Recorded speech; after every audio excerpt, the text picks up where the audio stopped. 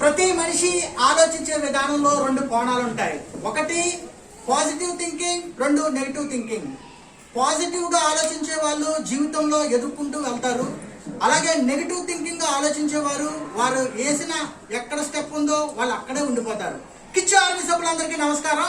ఈ రోజు నవంబర్ 14వ తారీఖు మన బాలల దినోత్సవం రోజున ఈ రోజున మనం ప్రియదర్శిని చెవిటి మూగ ఆశ్రమంకు మనం ఇక్కడికి వచ్చాము. మీకు అందరికీ తెలుసు, కిచ్చు ఆర్మీ ప్రతి కార్యక్రమంలోని పేదవారి హృదయాల్ని తట్టి వారిలో ఉన్న బాధల్ని మనం వాళ్ళ అర్థం చేసుకుని మనం ఇప్పుడు ఇక్కడికి వచ్చి వాళ్ళ ఆకలి తీర్చడానికి ఇక్కడికి వచ్చాం. మీకు అందరికీ ఒకటే మేము సమన్వయంగా మేము మనవి చేసుకుంటున్నాం. ఈ రోజున మన ఈ కిచ్చు ఆర్మీ గురించి మనకి ఇక్కడికి పవన్ నాయుడు గారు వచ్చారు. అలాగే మన వైస్ ప్రెసిడెంట్ శ్రీ కేటి వాసు గారు ఉన్నారు. అలాగే మన సెక్రటరీ కిషోర్ గారు ఉన్నారు. ఈ రోజు స్పాన్సర్ చేసినటువంటి నెదర్లాండ్స్ చెందిన సర్వన్ గారు, ఆయన మన శ్రీ కేటి వాసు గారి ప్రాణ స్నేహితులు. ఆయన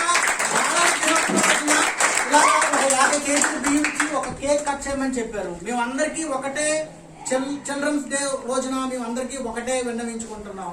మీరు ప్రతి ఒక్కరు కూడా ఈ వయసులో నుంచి కూడా కష్టపడండి. కష్టపడితే సాధించేది ఏమీ లేదు. మీరు ఈ రోజున కష్టపడితే రేపు పొద్దున సుఖపడతారు. అలాగే యువత కూడా చాలా చెడుదారులు పడుతుంది. అలా చెడుదారులు పడకుండా ఎక్కువగా ఫోన్ కి ఎడిక్ట్ అవుతున్నారు.